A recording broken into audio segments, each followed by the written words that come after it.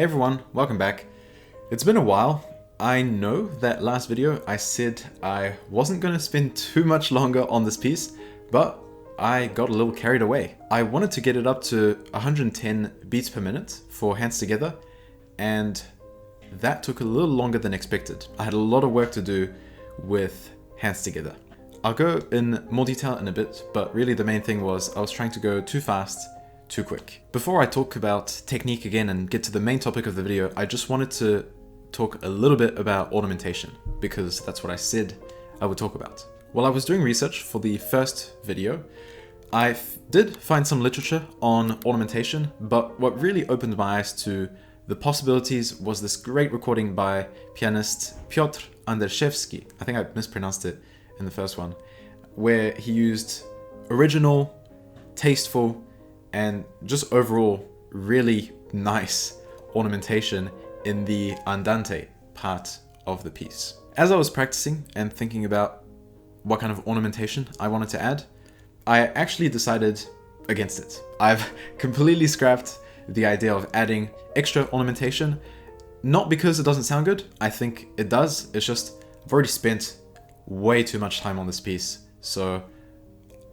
it's just not worth spending even more time figuring out ornamentation. I'm very happy playing it as it's written, and I'll work on ornamentation on some other piece at a later stage. The one ornament that I did add was at bar 62 and 63, and that actually came about completely as a mistake originally.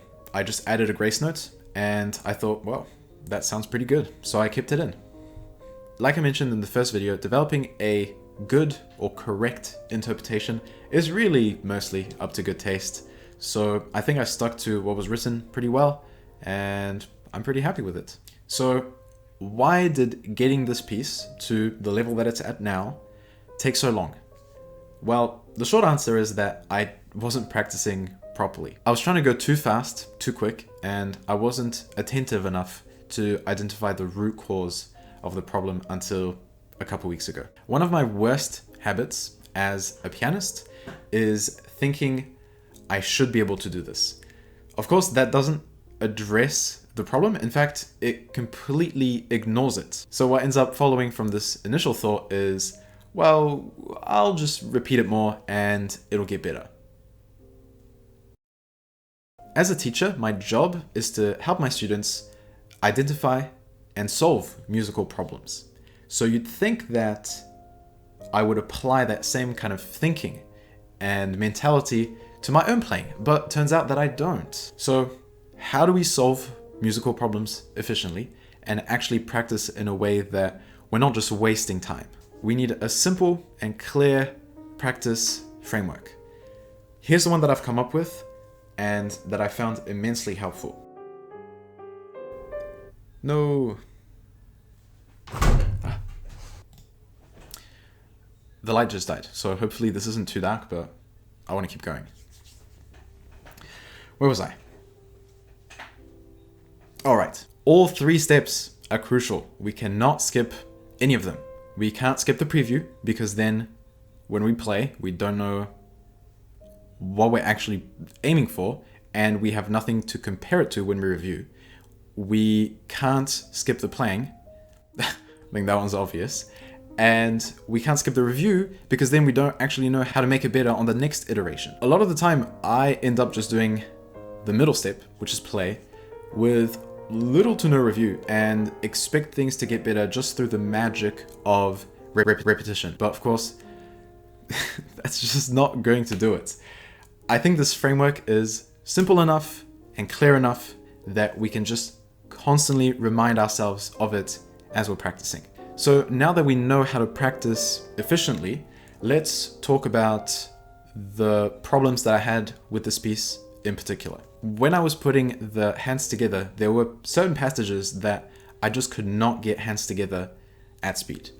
Even though hands separately, they were fine. It turns out that coordinating complex movements between hands is not just a case of practicing it hands separately and then just smashing it together. It's a whole nother skill to develop on top of the foundation. And this took me weeks to realize. I was slaving away, trying to brute force my way through these passages by just repeating them over and over again, without actually addressing the core issue, which was I cannot coordinate these two hands at the right speed.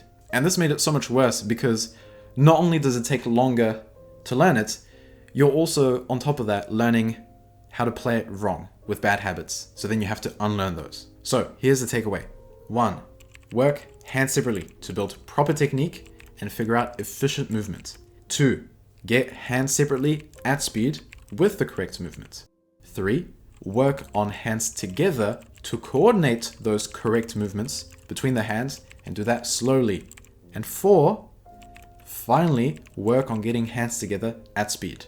This seems so unbelievably simple when you put it like that, but for some reason, when you're caught up in it and your ego is caught up in it, you just don't think of it. And that's why I should be able to do this is so toxic. It attempts to justify skipping steps that clearly are needed. And it's just an ego thing.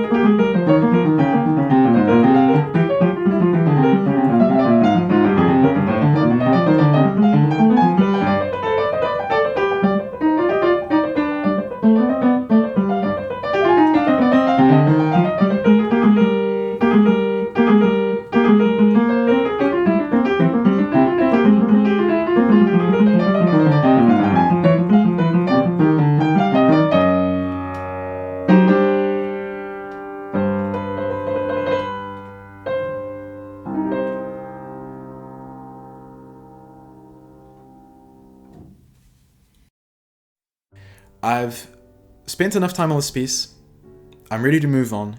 So I've got a couple of ideas for the next video while I start to set up and get ready for the next piece. In the meantime, if you've missed any of the previous 3 videos, they'll be on my channel, so you can go check them out.